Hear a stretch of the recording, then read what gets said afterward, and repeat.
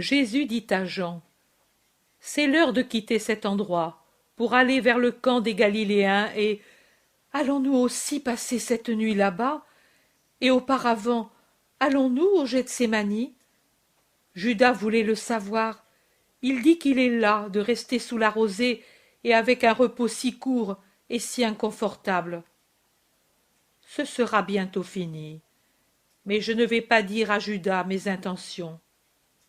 Tu n'y es pas tenu, c'est toi qui dois nous guider, et non nous qui devons te guider. Jean est si éloigné de trahir qu'il ne comprend même pas la raison de prudence pour laquelle, depuis quelques jours, Jésus ne dit jamais ce qu'il compte faire. Les voilà au milieu des dormeurs. Il les appelle. Il s'éveille. De son côté, Manahan, une fois sa tâche accomplie, s'excuse auprès du maître de ne pouvoir rester et de ne pas pouvoir être le lendemain près de lui au temple, car il doit rester au palais. Et en le disant, il regarde fixement Pierre et Simon, qui entre-temps sont revenus. Et Pierre fait un signe rapide de la tête, comme pour dire « compris ». Ils sortent du jardin, il fait encore chaud, il y a encore du soleil, mais déjà la brise du soir tempère la chaleur et pousse quelques petits nuages dans le ciel pur. Ils montent par Siloam en évitant les lieux des lépreux auxquels Simon le Zélote va apporter les restes de leur repas au petit nombre de ceux qui restent et qui n'ont pas su croire en Jésus. Matthias, l'ex-berger, s'approche de Jésus et demande « Mon Seigneur et Maître, j'ai beaucoup réfléchi avec mes compagnons à tes paroles, jusqu'au moment où la fatigue nous a pris, et nous nous sommes endormis avant d'avoir pu résoudre les questions que nous nous étions posées. Et maintenant, nous sommes plus sots qu'avant. Si nous avons bien compris les discours de ces jours, tu as prédit que beaucoup de choses changeront, bien que la loi reste inchangée, et que l'on devra édifier un nouveau temple, avec de nouveaux prophètes, sages et scribes, contre lequel on livrera bataille, et qui ne mourra pas, alors que celui-ci, toujours si j'ai bien compris, paraît destiné à périr. Il est destiné à périr. Rappelle-toi la prophétie de Daniel. Mais nous, pauvres et peu nombreux, comment pourrons-nous l'édifier de nouveau, alors que les rois ont eu du mal à édifier celui-ci? Où l'édifierons-nous? Pas ici, puisque tu dis que ce lieu restera désert tant qu'eux ne te béniront pas comme envoyé par Dieu. C'est ainsi. Dans ton royaume, non. Nous sommes convaincus que ton royaume est spirituel. Et alors, comment, où l'établirons-nous? Tu as dit hier que le vrai temple, celui-ci n'est donc pas le vrai temple, que le vrai temple, quand ils croiront l'avoir détruit, ce sera alors qu'il montera triomphant vers la vraie Jérusalem. Où est celle-ci? Il y a en nous beaucoup de confusion. Il en est ainsi, que les ennemis détruisent donc le vrai temple. En 3 jours, je le ferai surgir à nouveau, et il ne connaîtra plus d'embûches en s'élevant là où l'homme ne peut lui nuire. En ce qui concerne le royaume de Dieu, il est en vous et partout où il y a des hommes qui croient en moi. Éparpillés pour le moment, se répandant sur la terre au cours des siècles, puis éternels, unis, parfaits dans le ciel. C'est là, dans le royaume de Dieu, que sera édifié le nouveau temple, c'est-à-dire là où sont les esprits qui acceptent ma doctrine, la doctrine du royaume de Dieu, et en pratiquent les préceptes. Comment sera-t-il édifié si vous êtes pauvres et peu nombreux? Oh, en vérité, il n'est pas besoin d'argent ni de puissance pour construire l'édifice de la nouvelle demeure de Dieu, individuelle ou collective. Le royaume de Dieu est en vous, et l'union de tous ceux qui auront en eux le royaume de Dieu, de tous ceux qui auront Dieu en eux. Dieu, la grâce, Dieu, la vie, Dieu, la lumière, Dieu, la charité, constituera le grand royaume de Dieu sur la terre, la nouvelle Jérusalem qui arrivera à s'étendre jusqu'aux confins du monde et qui, complète et parfaite, sans imperfection, sans ombre, vivra éternellement au ciel. Comment ferez-vous pour édifier temple et cité? Oh, ce n'est pas vous, mais Dieu qui édifiera ces nouveaux lieux. Vous devrez seulement lui donner votre bonne volonté. C'est bonne volonté que de rester en moi. Vivre ma doctrine, c'est bonne volonté. Rester unis, c'est la bonne volonté. Unis à moi, jusqu'à faire un seul corps nourri dans toutes ses parties, même les plus petites, par une humeur unique. Un unique édifice reposant sur une base unique et tenu uni par une mystique cohésion.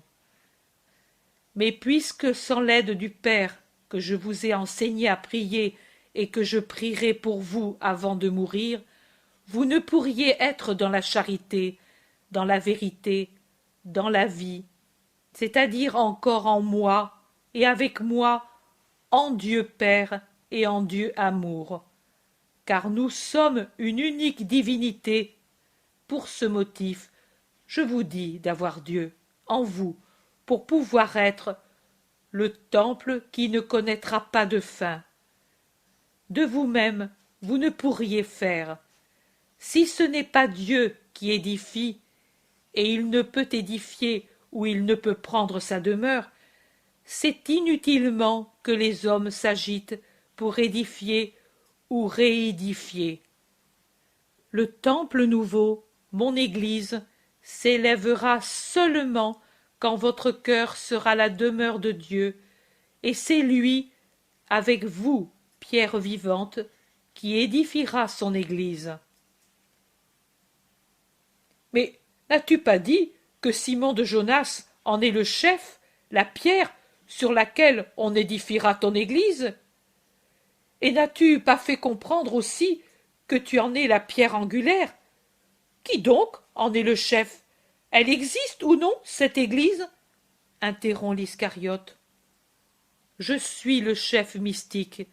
Pierre en est le chef visible, car je retourne au Père en vous laissant la vie, la lumière, la grâce, par ma parole, par mes souffrances, par le Paraclet qui sera ami de ceux qui m'ont été fidèles. Je suis une chose unique avec mon Église, mon corps spirituel dont je suis la tête. La tête contient le cerveau ou esprit. L'esprit est le siège du savoir.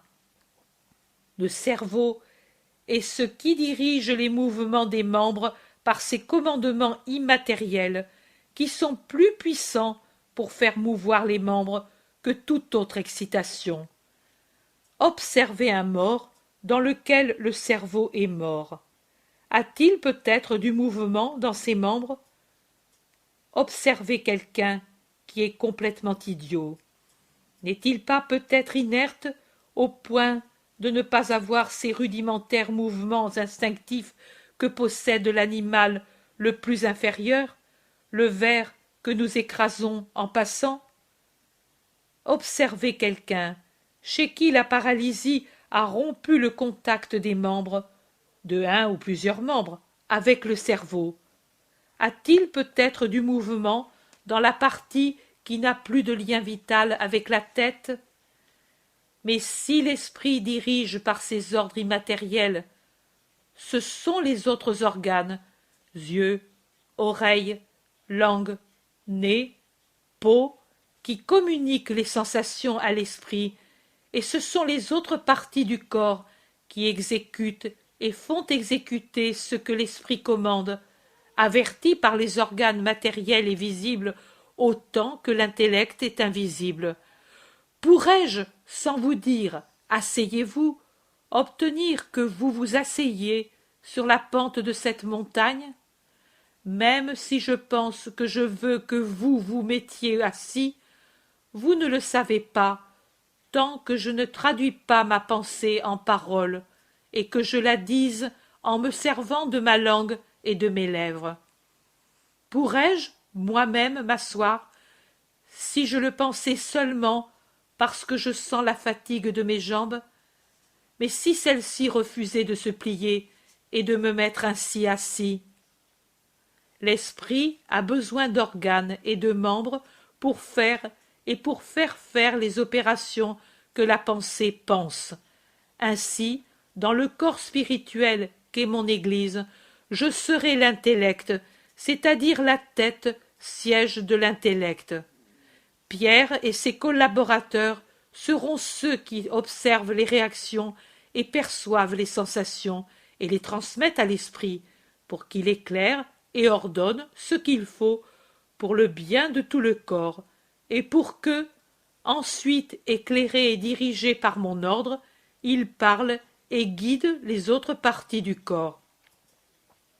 La main qui repousse l'objet qui peut blesser le corps, ou qui éloigne ce qui, étant corrompu, peut corrompre, le pied qui saute l'obstacle sans vous heurter, et vous faire tomber et vous blesser, ont eu l'ordre de le faire de la partie qui dirige. L'enfant et même l'homme qui est sauvé d'un danger ou qui fait un gain quelconque, instruction, bonnes affaires, mariage, bonne alliance à cause d'un conseil reçu, d'une parole qu'on lui dit. C'est par ce conseil et cette parole qu'il évite de se nuire ou qu'il se fait du bien. Il en sera ainsi dans l'Église. Le chef et les chefs, guidés par la divine pensée et éclairés par la divine lumière et instruits par l'éternelle parole, donneront les ordres et les conseils, et les membres agiront pour avoir la santé spirituelle et le gain spirituel. Mon Église existe déjà, parce que déjà elle possède sa tête surnaturelle, et elle a sa tête divine, et elle a ses membres, les disciples. Petite encore, un germe qui se forme, parfaite uniquement dans la tête qui la dirige, imparfaite dans le reste, Église qui a besoin de la touche de Dieu pour être parfaite, et du temps pour grandir. Mais en vérité, je vous dis qu'elle existe déjà, et qu'elle est sainte grâce à celui qui en est le chef et à la bonne volonté des justes qui la composent. Sainte et invincible, contre elle se jettera des milliers de fois l'enfer, et il la combattra sous 1000 formes. L'enfer, composé des démons et des hommes démons, mais il ne prévaudra pas. L'édifice sera inébranlable. Mais l'édifice n'est pas fait d'une seule pierre. Observez le temple là-bas, vaste, beau, dans le soleil couchant. Est-il par hasard fait d'une seule pierre? C'est un ensemble de pierres qui forment une unité harmonieuse, un tout. On dit le temple, c'est-à-dire une unité. Mais cette unité est faite des pierres nombreuses qui l'ont composée et formée.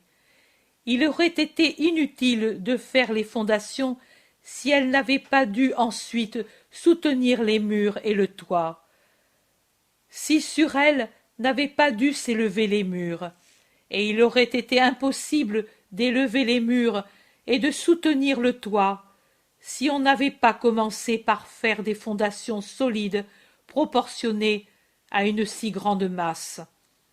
C'est ainsi, avec cette interdépendance des parties, que s'élèvera aussi le nouveau temple. Au cours des siècles, vous l'édifierez en l'appuyant sur les fondements que je lui ai donnés, parfait en sa masse. vous l'édifierez sous la direction de Dieu, avec la bonté des choses employées pour l'élever, des esprits que Dieu habite. Dieu dans votre cœur, afin d'en faire une pierre polie et sans fêlure pour le temple nouveau. Son royaume sera établi avec ses lois dans votre esprit. Autrement, vous seriez des briques mal cuites, du bois vermoulu, des pierres éclatées et gélives qui ne tiennent pas, et que le constructeur, s'il est prudent, rejette, ou qui ne résiste pas, qui cède, en faisant écrouler une partie si le constructeur, les constructeurs préposés par le Père à la construction du temple, sont des constructeurs qui s'idolâtrent, qui se pavanent en leur cœur, sans veiller et se fatiguer sur la construction qui s'élève et sur les matériaux employés pour la faire.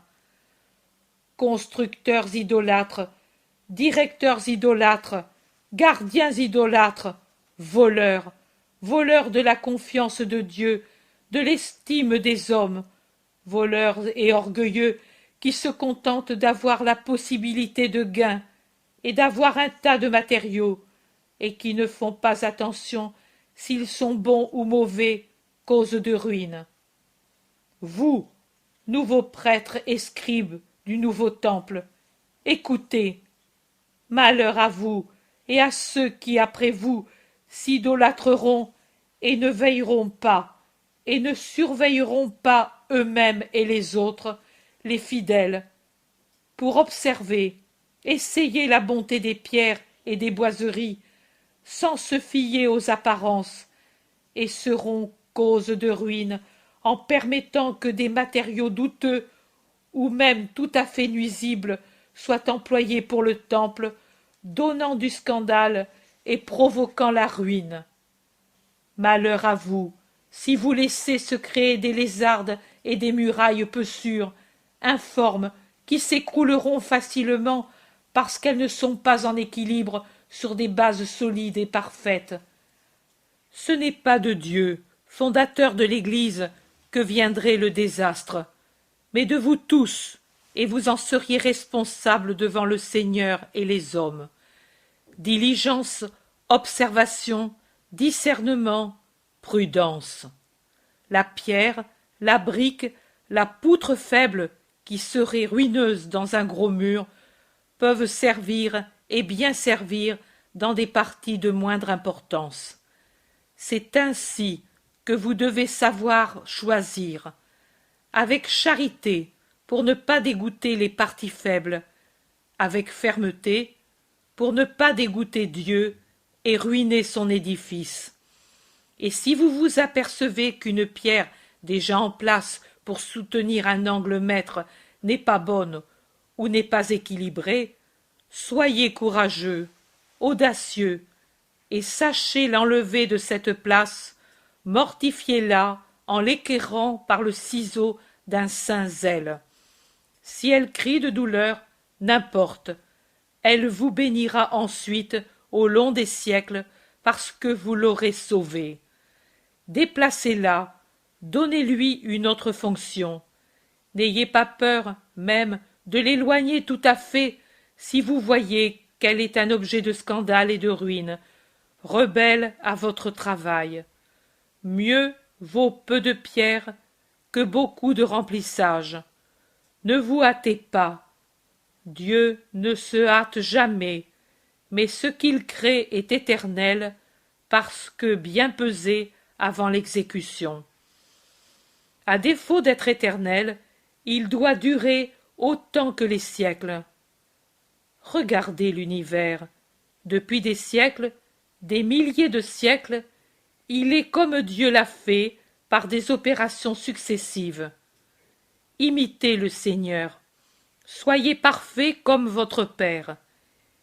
Ayez sa loi en vous, son royaume en vous, et vous ne faillirez pas. Mais s'il n'en était pas ainsi, l'édifice s'écroulerait, et c'est en vain que vous vous seriez fatigués à l'élever. Il s'écroulerait, et il ne resterait de lui que la pierre angulaire, les fondations. C'est ce qu'il adviendra de celui-ci.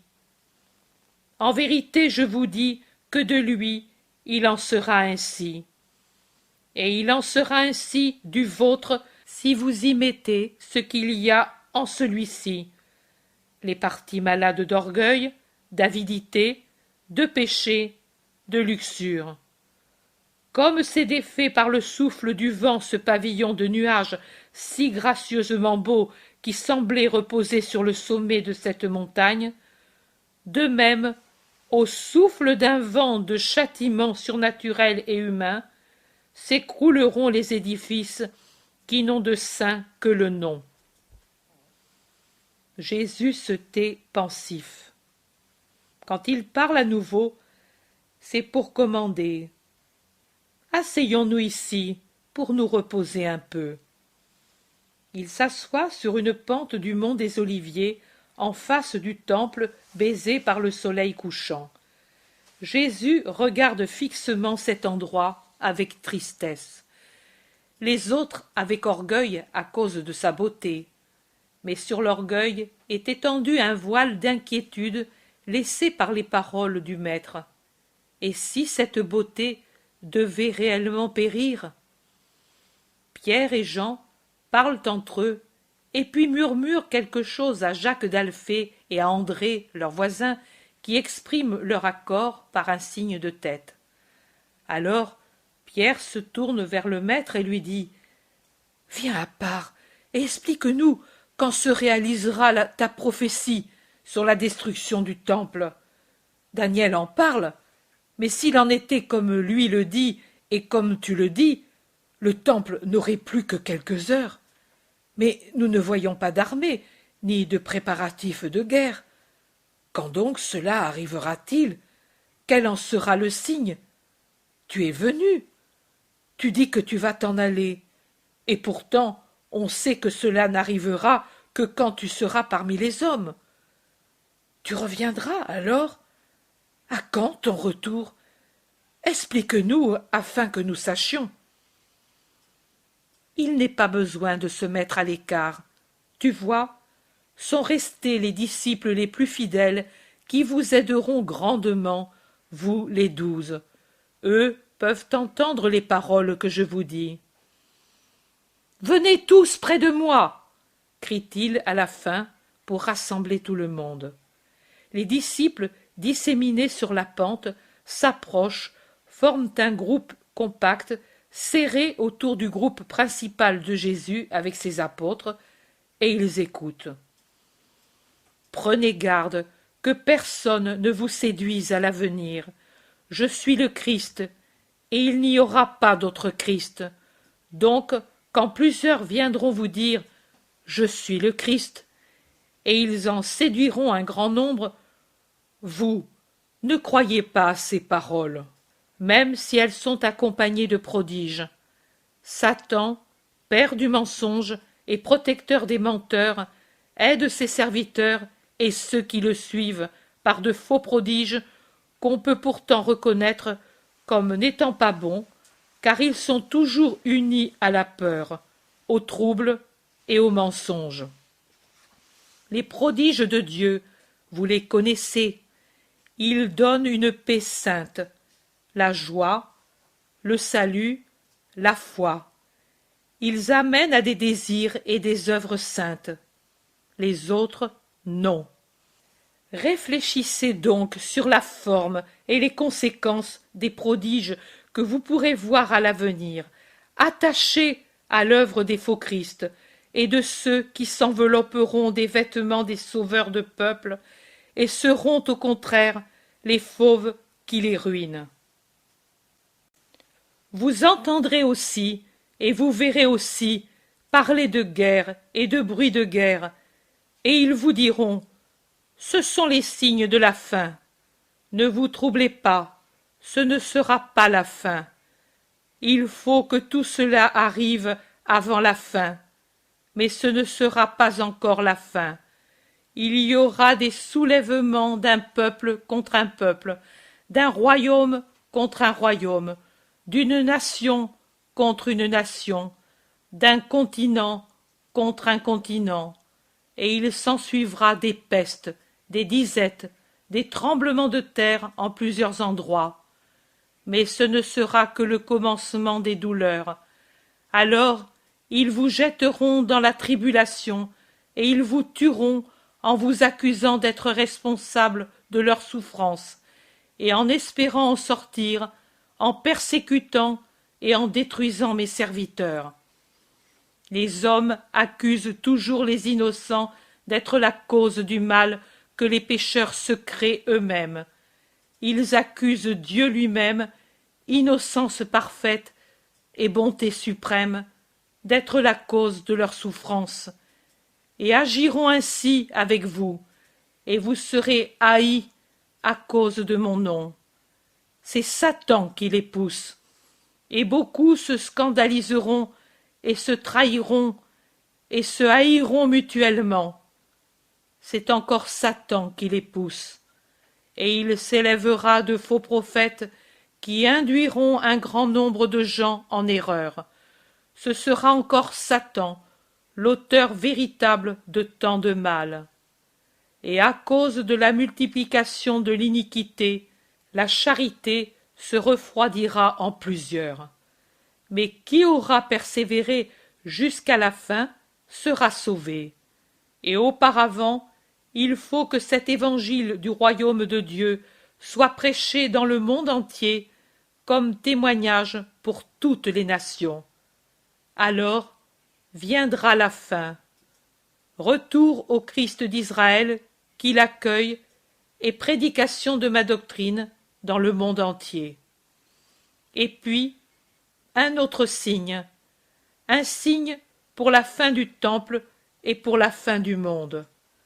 Quand vous verrez l'abomination de la désolation prédite par Daniel, que celui qui m'écoute comprenne bien, et que celui qui lit le prophète sache lire entre les lignes, alors que celui qui sera en Judée s'enfuit sur les montagnes, que celui qui sera sur sa terrasse ne descende pas prendre ce qu'il a dans sa maison, et que celui qui est dans son champ ne revienne pas à la maison pour prendre son manteau, mais qu'il fuit sans se retourner, pour qu'il ne lui arrive pas de ne plus pouvoir le faire, et même qu'en fuyant, il ne se retourne pas pour regarder, pour ne pas garder dans son cœur le spectacle horrible et en devenir fou. Malheur à celles qui seront enceintes et qui allaiteront en ces jours, et malheur si la fuite devait s'accomplir pendant le sabbat. La fuite ne suffirait pas pour se sauver sans péché. Priez donc pour qu'elle n'arrive pas en hiver et un jour de sabbat, car alors la tribulation sera si grande qu'il n'y en a pas eu de telle depuis le commencement du monde jusqu'à nos jours, et qu'il n'y en aura plus jamais de semblable, car ce sera la fin. Si ces jours n'étaient pas abrégés en faveur des élus, personne ne se sauverait, car les hommes Satan s'allieront à l'enfer pour tourmenter les hommes. Et alors, aussi, pour corrompre et tirer hors de la voie juste ceux qui resteront fidèles au Seigneur, s'élèveront des gens qui diront « Le Christ est ici, le Christ est là, il est en cet endroit, le voici. » Ne croyez pas, que personne ne les croie, car il s'élèvera de faux Christ et de faux prophètes qui feront des prodiges et des choses extraordinaires capables d'induire en erreur, s'il était possible, les élus eux-mêmes. Ils diront des doctrines en apparence si convenables et si bonnes qu'elles séduiraient même les meilleurs, s'ils n'avaient pas avec eux l'Esprit de Dieu qui les éclairera sur la vérité et l'origine satanique de ces prodiges et de ces doctrines. Je vous le dis, je vous le prédis pour que vous puissiez vous diriger. Mais ne craignez pas de tomber. Si vous restez dans le Seigneur, vous ne serez pas attirés par la tentation et la ruine. Rappelez-vous ce que je vous ai dit. Je vous ai donné le pouvoir de marcher sur les serpents et les scorpions, et de toute la puissance de l'ennemi. Rien ne vous nuira, car tout vous sera soumis. Je vous rappelle aussi, cependant, que pour l'obtenir, vous devez avoir Dieu en vous, et vous devez vous réjouir, non parce que vous maîtrisez les puissances du mal et les choses empoisonnées, mais parce que votre nom est écrit dans le ciel. Restez dans le Seigneur et dans sa vérité. Je suis la vérité, et j'enseigne la vérité. Aussi, je vous répète encore, quelque chose que l'on vous dise de moi, ne le croyez pas. Moi seul ai dit la vérité. Moi seul je vous dis que le Christ viendra, mais quand ce sera la fin? Donc, si l'on vous dit « Il est dans le désert », n'y allez pas. Si l'on vous dit « Il est dans cette maison », n'y croyez pas. En effet, le Fils de l'homme, quand il viendra pour la seconde fois, sera semblable à l'éclair qui sort du levant et glisse jusqu'au couchant, en moins de temps qu'il n'en faut pour le battement d'une paupière. Et il glissera sur le grand corps, devenu soudainement cadavre, suivi de ses anges resplendissants, et il jugera. Partout où sera le corps, se réuniront les aigles. Jésus poursuit. Et tout de suite, après la tribulation de ces derniers jours dont on vous a parlé, je parle maintenant de la fin du temps et du monde, et de la résurrection des ossements dont ont parlé les prophètes, le soleil s'obscurcira, et la lune ne donnera plus de lumière, et les étoiles du ciel tomberont comme les grains d'une grappe trop mûre secouée par un vent de tempête, et les puissances des cieux trembleront, et alors, dans le firmament obscurci, apparaîtra fulgurant le signe du Fils de l'homme, et toutes les nations de la terre pleureront, et les hommes verront le Fils de l'homme qui viendra sur les nuées du ciel avec une grande puissance et une grande gloire. Et lui commandera à ses anges de moissonner et de vendanger, et de séparer l'ivraie du bon grain, et de jeter le raisin dans la cuve, car il sera venu le temps de la grande récolte des descendants d'Adam. Et il n'y aura plus besoin de garder des grappillons ou de la semence, car l'espèce humaine ne se perpétuera plus jamais sur la terre morte. Et il commandera à ses anges de réunir à grand son de trompe les élus des 4 vents, d'une extrémité à l'autre du ciel, pour qu'ils soient à côté du divin juge, pour juger avec lui les derniers vivants et ceux qui seront ressuscités. Apprenez du figuier une ressemblance quand vous voyez ses branches s'attendrir et mettre des feuilles. Vous savez que l'été est proche. De même aussi, quand vous verrez toutes ces choses, sachez que le Christ va venir. En vérité, je vous dis, elle ne passera pas cette génération qui n'a pas voulu de moi, avant que tout cela se produise. Ma parole ne tombera pas. Ce que je dis sera. Le cœur et la pensée des hommes peuvent changer, mais ma parole ne change pas. Le ciel et la terre passeront, mais mes paroles ne passeront pas. Quant aux jours et à l'heure précise, personne ne les connaît, pas même les anges du Seigneur, mais le Père seul les connaît. Comme au temps de Noé, ainsi il en sera à la venue du Fils de l'homme.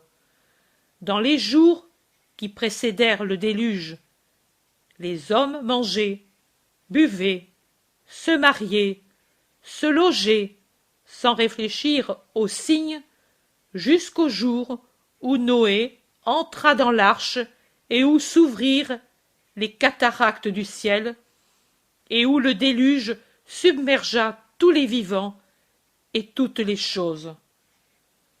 De même aussi, il en sera pour la venue du Fils de l'homme.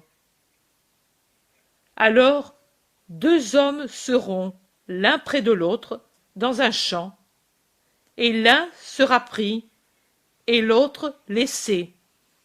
Et deux femmes seront appliquées à faire aller la meule, et l'une sera prise et l'autre laissée, par les ennemis de la patrie, et plus encore par les anges qui sépareront la bonne semence de l'ivraie, et ils n'auront pas le temps de se préparer au jugement du Christ. Veillez donc, car vous ne savez pas à quelle heure viendra votre Seigneur. Pensez de nouveau à ceci. Si le chef de famille savait à quelle heure vient le voleur, il veillerait et ne laisserait pas dépouiller sa maison. Veillez donc et priez, en étant toujours préparés à sa venue, sans que vos cœurs tombent dans la torpeur par des abus et des excès de toutes espèces, et que vos esprits ne soient pas éloignés et fermés aux choses du ciel, par le soin excessif aux choses de la terre, et que le lacet de la mort ne vous prenne pas à l'improviste quand vous ne serez pas préparés. Car, rappelez-vous, tous vous devez mourir. Tous les hommes, dès leur naissance, sont destinés à la mort. Et c'est une venue particulière du Christ, cette mort et le jugement subséquent, qui devra se répéter pour tous les hommes à la venue solennelle du Fils de l'homme. Qu'en sera-t-il donc de ce serviteur fidèle et prudent, préposé par son maître pour donner en son absence la nourriture aux gens de sa maison? C'est un heureux sort qu'il aura si son maître, revenant à l'improviste, le trouve à faire ce qu'il doit avec sollicitude, justice et amour. En vérité, je vous dis qu'il dira: Viens, bon et fidèle serviteur, tu as mérité ma récompense. Tiens, administre tous mes biens. Mais s'il paraissait, sans l'être, bon et fidèle, et si intérieurement il était mauvais, comme extérieurement il était hypocrite, et qu'après le départ de son maître il ait dit en son cœur: Le maître tardera à revenir, donnons-nous du bon temps. Et s'il se mettait à battre et à maltraiter ses co-serviteurs en faisant de l'usure sur eux pour la nourriture et toutes espèces de choses pour avoir plus d'argent à dépenser avec les noceurs et les ivrognes, qu'arrivera-t-il? Que le maître reviendra à l'improviste, quand le serviteur ne pensera pas qu'il est tout prêt, et sera découverte sa mauvaise conduite, sa place et l'argent lui seront enlevés, et il sera chassé là où le veut la justice, et il y restera. Il en est ainsi du pécheur impénitent qui ne se demande pas comment la mort peut être proche, et voisin son jugement, et jouit et abuse en disant: Plus tard je me repentirai. En vérité, je vous dis qu'il n'aura pas le temps de le faire, et qu'il sera condamné à rester éternellement dans le lieu de la redoutable horreur, où il n'y a que blasphème, pleurs et tortures, et qu'il en sortira seulement pour le jugement final, quand il revêtira sa chair ressuscitée, pour se présenter entier au jugement final, comme il a péché, avec tout son être au temps de sa vie terrestre, et avec son corps et son âme, il se présentera au juge Jésus, dont il n'a pas voulu comme sauveur. Tous seront là devant le Fils de l'homme, une multitude infinie de corps rendus par la terre et la mer et recomposés après avoir été poussière pendant si longtemps, et les esprits dans les corps. À chaque chair revenue sur les squelettes correspondra son propre esprit qui l'animait autrefois. Et ils seront debout devant le Fils de l'homme, splendide dans sa divine majesté, assis sur le trône de sa gloire, soutenu par ses anges. Et Jésus ajoute: Et il séparera les hommes entre eux, en mettant d'un côté les bons et de l'autre les mauvais, comme un berger sépare les brebis des boucs, et il mettra ses brebis à droite et les boucs à gauche.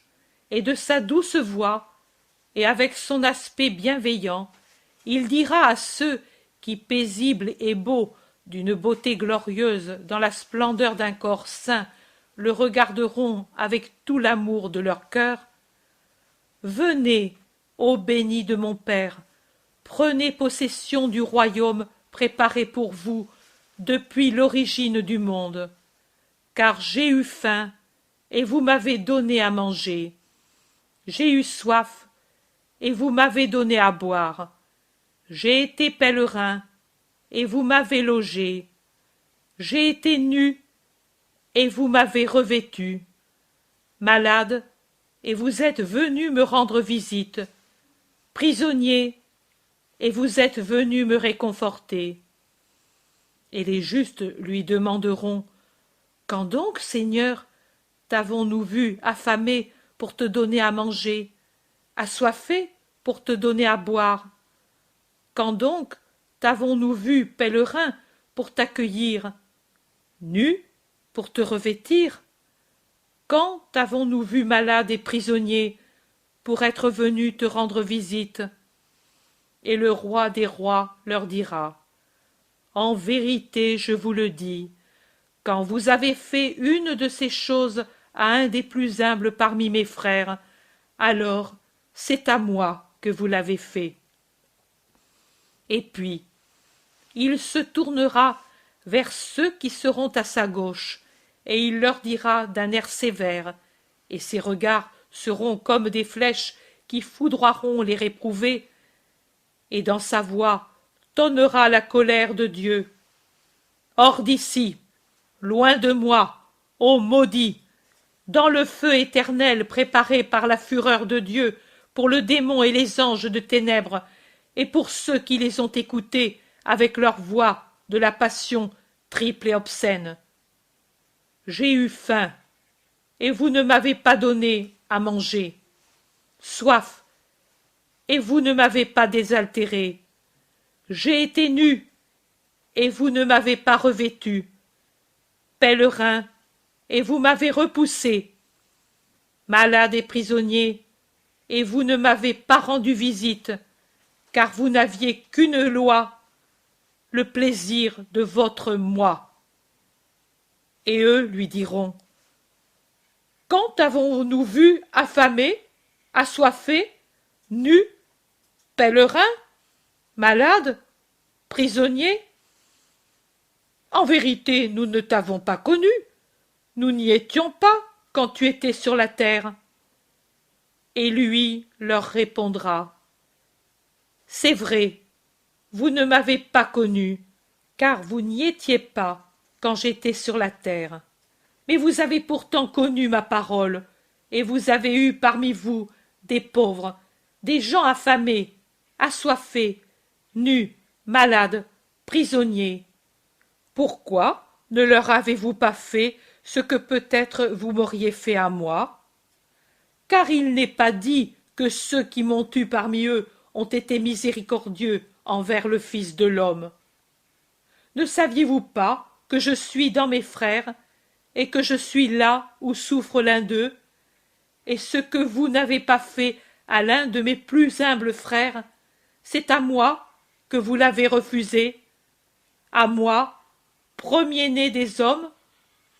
Allez, et brûlez dans votre égoïsme. Allez, et que les ténèbres et le gel vous enveloppent, puisque vous avez été ténèbres et gel, tout en sachant où était la lumière et le feu de l'amour. Et ceux-là iront à l'éternel supplice, alors que les justes entreront dans la vie éternelle. Tel est l'avenir. Maintenant allez, et ne vous séparez pas entre vous. Je m'en vais avec Jean, et je serai près de vous au milieu de la première veille pour le repos, et pour aller ensuite à nos instructions. Ce soir aussi? Ferons-nous cela tous les soirs? Je suis tout endolori par la rosée. Ne vaudrait-il pas mieux, désormais, entrer dans quelque maison hospitalière? Toujours sous les tentes, toujours à veiller, et pendant les nuits qui sont fraîches et humides, dit Judas en se lamentant. C'est la dernière nuit. Demain, ce sera différent. Ah, je croyais que tu voulais aller au Gethsémani toutes les nuits, mais si c'est la dernière. Je n'ai pas dit cela, Judas. J'ai dit que ce sera la dernière nuit à passer au camp des Galiléens tous unis. Demain, nous préparerons la Pâque, et nous consommerons l'agneau, et puis j'irai seul prier dans le Gethsémani, et vous pourrez faire ce que vous voulez. Pierre dit: Mais nous viendrons avec toi, Seigneur. Quand donc avons-nous voulu te quitter? Tais-toi, toi qui es en faute. Toi et le zélote, vous ne faites que volter çà et là, dès que le maître ne vous voit pas. Je vous ai à l'œil. Au temple, pendant la journée, sous les tentes, là-bas, dit l'Iscariote, heureux de dénoncer. Suffit. S'ils le font, ils font bien. Mais pourtant, ne me laissez pas seul, je vous en prie. Le zélote dit: Seigneur, nous ne faisons rien de mal, crois-le. Nos actions sont connues de Dieu, et son œil ne se détourne pas d'elles avec dégoût. Je le sais, mais c'est inutile, et ce qui est inutile peut toujours être dommageable. Restez le plus possible unis. Puis il s'adresse à Matthieu. Toi, mon bon chroniqueur, tu leur répéteras la parabole des 10 vierges sages et des 10 vierges folles, et celle du maître qui donne des talents à ses 3 serviteurs pour qu'ils les fassent fructifier, et des 2 qui gagnent le double, et du paresseux qui enterre le sien. Te souviens-tu? Oui, monseigneur, exactement. Alors, répète-les à ceux-ci. Tous ne les connaissent pas, et même ceux qui les connaissent auront plaisir à les entendre à nouveau. Passez ainsi le temps en sage conversation jusqu'à mon retour. Veillez, veillez, tenez votre esprit éveillé. Ces paraboles sont appropriées à ce que je dis. Adieu, la paix soit avec vous. Il prend Jean par la main et se dirige avec lui vers la ville. Les autres se dirigent vers le camp galiléen. Chapitre 16. Le mercredi d'avant Pâques, la nuit. Jésus dit: Je vous ai dit, soyez attentifs, veillez et priez pour ne pas vous trouver appesantis par le sommeil. Mais je vois que vos yeux fatigués cherchent à se fermer, et que vos corps, même sans que vous le vouliez, cherchent une position de repos. Vous avez raison, mes pauvres amis. Votre maître a beaucoup voulu de vous en ces jours, et vous êtes tellement las. Mais d'ici quelques heures, désormais quelques heures, vous serez contents de ne pas avoir perdu, pas même un seul moment de mon voisinage.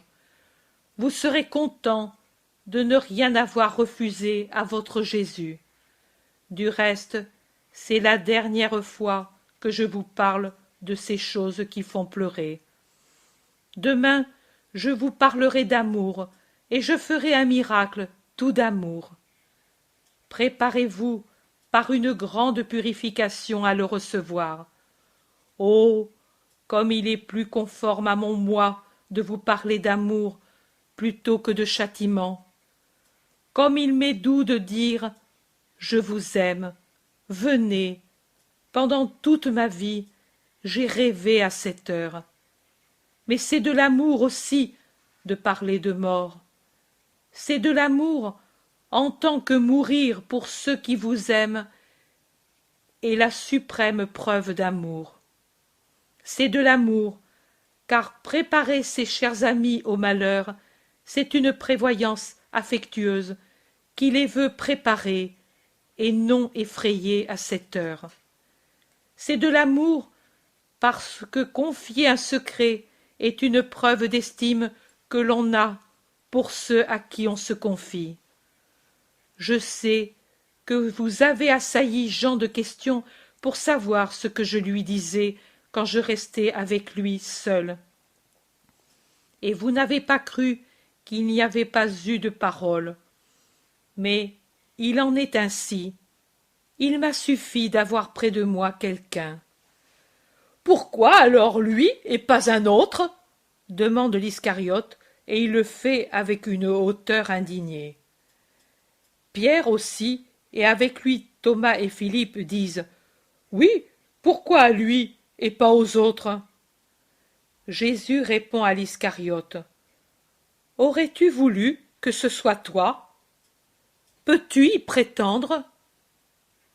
C'était une fraîche matinée d'Adar.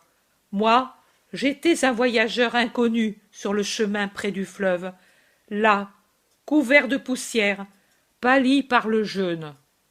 La barbe inculte, les sandales percées, je ressemblais à un mendiant sur les chemins du monde. Lui me vit et me reconnut pour celui sur lequel était descendue la colombe du feu éternel. En cette première transfiguration qui fut la mienne, certainement un atome de ma divine splendeur a dû se révéler. Les yeux ouverts par la pénitence du Baptiste, et ceux que la pureté garda angéliques virent ce que les autres ne virent pas. Et les yeux purs portèrent cette vision dans le tabernacle du cœur pour l'y serrer comme une perle dans un écrin. Quand ils se levèrent, environ 2 mois après, sur le voyageur en guenilles, son âme reconnut. J'étais son amour, son premier et unique amour. Le premier et unique amour ne s'oublie pas. L'âme le sent venir, même s'il est éloigné, le sent venir des distances lointaines et tressaille de joie et éveille l'esprit, et celui-ci la chair pour que tous participent au banquet de la joie de se retrouver et de s'aimer. Et la bouche tremblante m'a dit « Je te salue, agneau de Dieu. Ô foi des purs, comme tu es grande, comme tu franchis tous les obstacles. Il ne savait pas mon nom. Qui étais-je? D'où venais-je? Que faisais-je? Étais-je riche? Étais-je pauvre? Étais-je un sage? Étais-je un ignorant? Pour la foi, qu'importe de savoir tout cela? Augmente-t-elle ou diminue-t-elle par le savoir? Lui croyait à ce que lui avait dit le précurseur. Comme une étoile qui transmigre par l'ordre du Créateur d'un ciel à l'autre, il s'était détaché de son ciel, le Baptiste de sa constellation, et il était venu vers son nouveau ciel, le Christ, dans la constellation de l'agneau. Et c'est l'étoile, non pas la plus grande, mais c'est la plus belle et la plus pure de la constellation d'amour. 3 ans sont passés depuis lors. Les étoiles, grandes et petites, se sont unies à ma constellation, et puis s'en sont détachées. Certaines sont tombées et sont mortes. D'autres sont devenues fumeuses à cause de lourdes vapeurs. Mais lui, et rester fixe avec sa pure lumière près de sa polaire. Laissez-moi regarder sa lumière. Il y aura deux lumières dans les ténèbres du Christ. Marie, Jean. Mais je ne pourrai presque pas les voir, tant sera grande ma douleur. Laissez-moi imprimer dans ma pupille ces quatre iris qui sont des morceaux de ciel entre leurs cils blonds, pour emporter avec moi, là où personne ne pourra venir, un souvenir de pureté. Tout le péché, tout sur les épaules de l'homme. Oh, oh, cette goutte de pureté! Ma mère, Jean, et moi, les trois naufragés émergeant du naufrage d'une humanité dans la mer du péché. Ce sera l'heure où moi, le rejeton de la souche de David, je dirai en gémissant l'antique soupir de David. Mon Dieu, tourne-toi vers moi.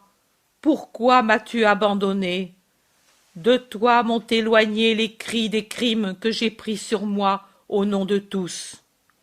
Je suis un ver, non plus un homme, l'opprobre des hommes, le rebut de la plèbe. Et écoutez Isaïe. J'ai abandonné mon corps à ceux qui le frappaient, mes joues à ceux qui m'arrachaient la barbe. Je n'ai pas éloigné ma face de ceux qui m'outrageaient et me couvraient de crachats. Écoutez de nouveau David. Un grand nombre de bouvillons m'ont entouré, de nombreux taureaux m'ont assailli. Sur moi, ils ont ouvert la bouche pour me mettre en pièces, comme des lions qui dévorent et rugissent. Je me suis répandu comme l'eau.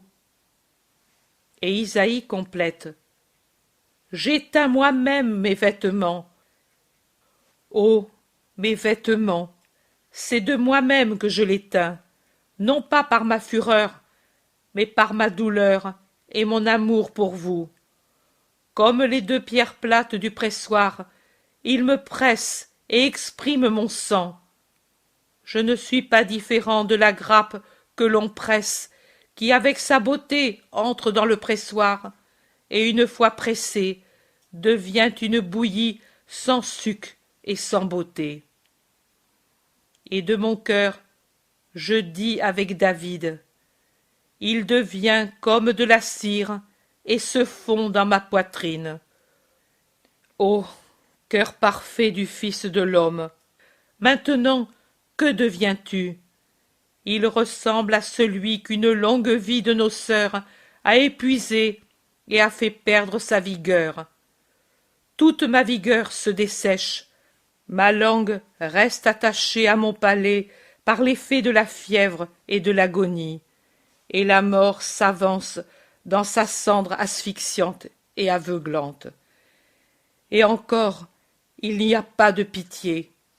Une bande, une meute de chiens m'assiègent et me mordent.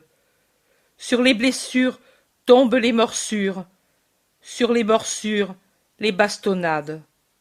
Il n'y a rien de mon corps qui soit sans douleur. Les os craquent, déboîtés par un tiraillement infâme. Je ne sais où appuyer mon corps. La redoutable couronne est un cercle de feu qui pénètre dans ma tête. Je suis suspendu par mes mains et mes pieds transpercés. Dressé en l'air, je présente mon corps au monde, et tous peuvent compter mes os. « Tais-toi, tais-toi » dit Jean en sanglotant. « Ne parle plus, tu nous fais agoniser » supplient ses cousins. André ne parle pas, mais il a mis sa tête entre ses genoux et il pleure silencieusement. Simon est livide. Pierre et Jacques de Zébédée semblent à la torture. Philippe, Thomas, Barthélemy semblent trois statues de pierre qui expriment l'angoisse. Judas Iscariote est un masque macabre, démoniaque. Il semble un damné qui finalement comprend ce qu'il a fait.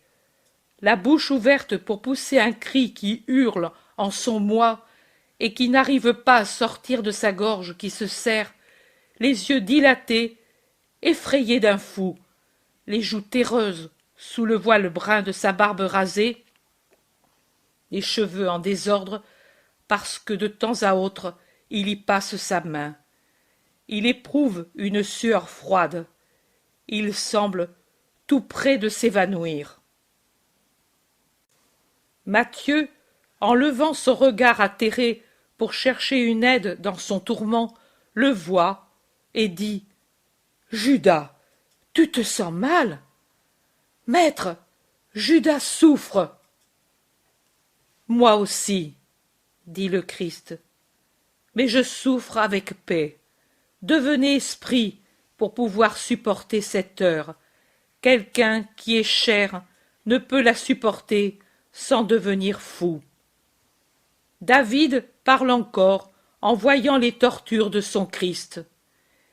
Ils ne sont pas encore contents, et ils me regardent et se moquent, et ils se partagent mes dépouilles, tirant au sort ma tunique.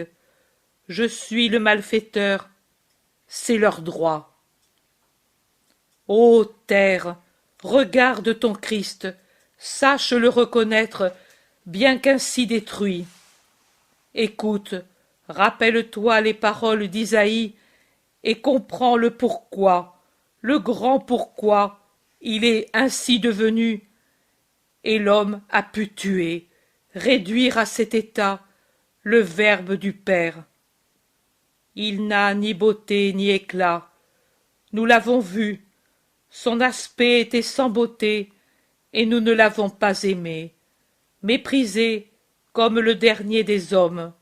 Lui, l'homme des douleurs, habitué à la souffrance, tenait caché son visage. Il était méprisé, et nous n'en tenions aucun compte. C'était sa beauté de rédempteur, ce masque de torturé. Mais toi, sotte terre, tu préférais son visage serein.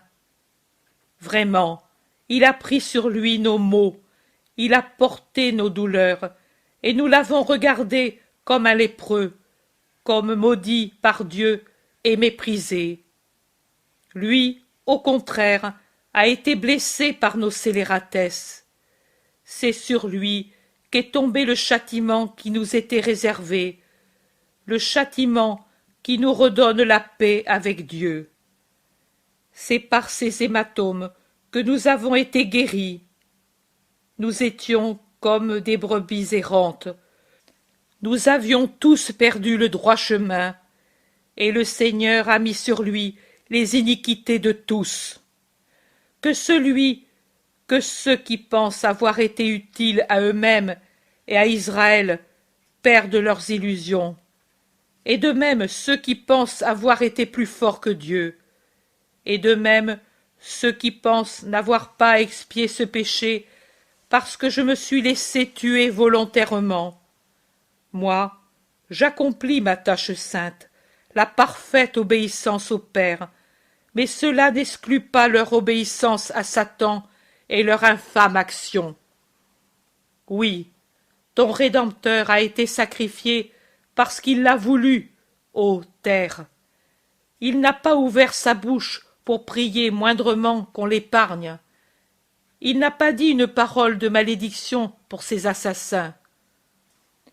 Comme une brebis, il s'est laissé mener à l'abattoir pour qu'on le tue. Comme un agneau muet, il s'est laissé conduire devant celui qui le tond.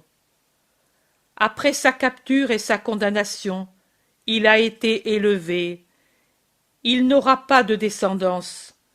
Comme une plante, il a été coupé de la terre des vivants.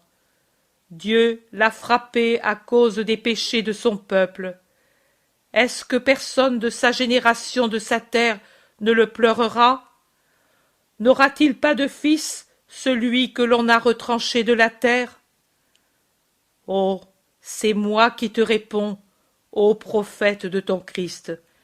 Si mon peuple n'a pas de pleurs pour celui qu'on a tué innocent, les anges du peuple céleste le pleureront. Si sa virilité n'aura pas humainement de fils parce que sa nature ne pouvait trouver une union avec une chair mortelle, il aura bien des fils et nombreux, suivant une génération qui n'est pas celle de la chair et du sang animal, mais une génération qui aura la vie de son amour et de son sang divin, une génération de l'esprit qui rendra éternelle sa descendance. Et je t'explique encore, ô monde, qui ne comprend pas le prophète, quels sont les impies envoyés pour l'ensevelir et le riche pour sa mort. Regarde, ô monde, si un seul de ceux qui l'ont tué a eu la paix et une longue vie. Lui, le vivant, aura vite fait de quitter la mort.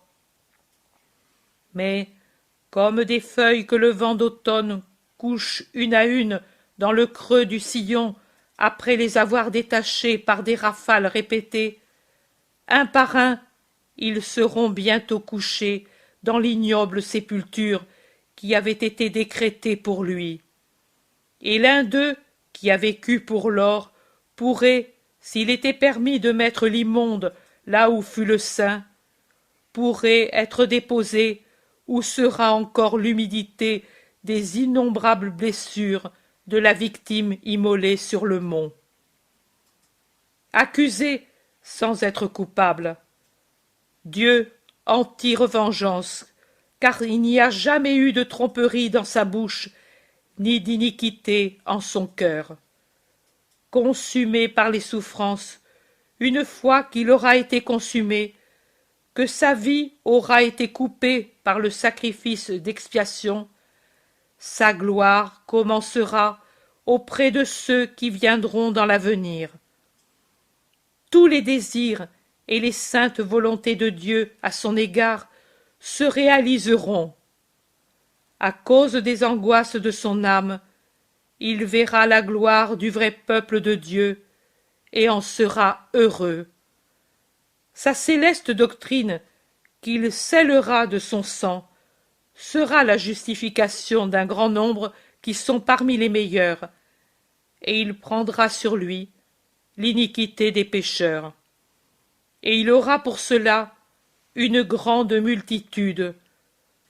Ô terre, ce roi méconnu, dont se sont moqués les perfides, et que les meilleurs n'auront pas compris. Avec les siens, il partagera les dépouilles des vaincus. Il partagera les dépouilles des forts, unique juge des trois règnes et du royaume. Jésus poursuit. Il a tout mérité, parce qu'il a tout donné. Tout lui sera livré, parce qu'il a livré sa vie à la mort, et qu'il a été compté parmi les malfaiteurs, lui qui était sans péché. Sans d'autre péché qu'un parfait amour et une infinie bonté. Deux fautes que le monde ne pardonne pas. Un amour et une bonté qui le poussèrent à prendre sur lui les péchés d'un grand nombre, du monde entier, et à prier pour les pécheurs, pour tous les pécheurs, même pour ceux par qui il fut mis à mort. J'ai fini. Je n'ai pas autre chose à dire. Tout est dit de ce que je voulais vous dire des prophéties messianiques. De ma naissance à ma mort, je vous les ai toutes mises en lumière pour que vous me connaissiez et n'ayez pas de doute. Et n'ayez pas d'excuse à votre péché. Maintenant, prions ensemble. C'est le dernier soir où nous pouvons prier ainsi, tous unis comme les grains de raisin à la grappe qui les porte. Venez, prions. Notre Père, qui es dans les cieux, que soit sanctifié ton nom, que vienne ton règne, que soit faite ta volonté sur la terre comme elle est faite dans le ciel. Donne-nous aujourd'hui notre pain quotidien. remets-nous nos dettes comme nous les remettons à nos débiteurs. Ne nous induis pas en tentation, mais délivre-nous du mal. Ainsi soit-il. Que soit sanctifié ton nom. Père, je l'ai sanctifié. Pitié pour ton germe. Que vienne ton règne. C'est pour le fonder que je meurs. Pitié pour moi. Que soit faite ta volonté. Secours ma faiblesse, toi qui as créé la chair de l'homme et en as revêtu ton Verbe, pour qu'ici-bas je t'obéisse comme toujours je t'ai obéi dans le ciel. Pitié pour le Fils de l'homme. Donne-nous le pain, un pain pour l'âme, un pain qui n'est pas de cette terre. Ce n'est pas pour moi que je te le demande. Je n'ai plus besoin que de ton spirituel réconfort. Mais c'est pour eux que moi, mendiant, je tends la main. D'ici peu, elle va être transpercée et attachée et ne pourra plus faire un geste d'amour. Mais maintenant, elle le peut encore. Père, accorde-moi de leur donner le pain qui chaque jour fortifie la faiblesse des pauvres fils d'Adam. Ils sont faibles, ô Père, ils sont inférieurs, parce qu'ils n'ont pas le pain qui est force, le pain angélique qui spiritualise l'homme et l'amène à devenir divinisé en nous. Remets-nous nos dettes. Jésus, qui a parlé debout et a prié les bras ouverts, s'agenouille maintenant et il lève ses bras et son visage vers le ciel. C'est un visage qu'a blanchi la force de sa supplication et que blanchit le baiser de la lune, un visage sillonné de pleurs muets. Pardonne à ton fils, ô Père, s'il t'a manqué en quelque chose. Devant ta perfection, je puis encore paraître imparfait, moi, ton Christ, que la chair alourdit. Devant les hommes, non, mon intelligence consciente me donne l'assurance que j'ai tout fait pour eux. Mais toi, pardonne à ton Jésus. Moi aussi je pardonne pour que tu me pardonnes. Combien je dois pardonner, combien, et pourtant je pardonne.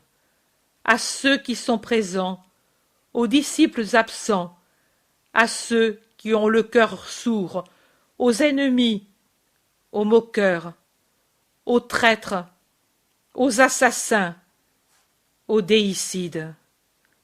Voilà, j'ai pardonné à toute l'humanité. Pour ce qui me concerne, ô Père, considère comme annulée toute dette de l'homme à l'homme. C'est pour donner à tous ton royaume que je meurs, et je ne veux pas que soit compté pour la condamnation le péché envers l'amour incarné. Non? Tu dis non? C'est ma douleur. Ce non verse dans mon cœur la première gorgée du calice atroce.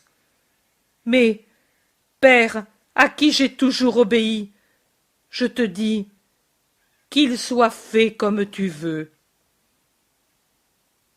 Ne nous induis pas en tentation. Oh, si tu veux, tu peux éloigner de nous le démon.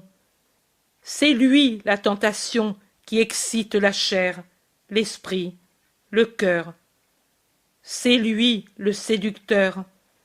Éloigne-le, Père, ton archange en notre faveur, pour mettre en fuite celui qui de la naissance à la mort nous menace. Ô Père saint, aie pitié de tes fils. Libère-nous libère-nous du mal. Tu le peux, nous ici pleurons. Il est si beau le ciel, et nous craignons de le perdre. Tu dis, mon sein ne peut le perdre. Mais je veux qu'en moi, tu vois l'homme, le premier-né des hommes. Je suis leur frère. Je prie pour eux et avec eux. Père, pitié. Oh, pitié. Jésus se penche jusqu'à terre, puis il se lève. Allons, saluons-nous ce soir. Demain soir, nous n'en aurons plus la possibilité. Nous serons trop troublés, et il n'y a pas d'amour là où est le trouble. Donnons-nous le baiser de paix. Demain, chacun s'appartiendra à lui-même. Ce soir, nous pouvons encore être chacun pour tous et tous pour chacun. Et il les embrasse un par un, en commençant par Pierre, puis Matthieu, Simon, Thomas, Philippe, Barthélemy, l'Iscariote, les deux cousins, Jacques de Zébédée, André et enfin Jean, auquel il reste appuyé pendant qu'ils sortent du Gethsémani.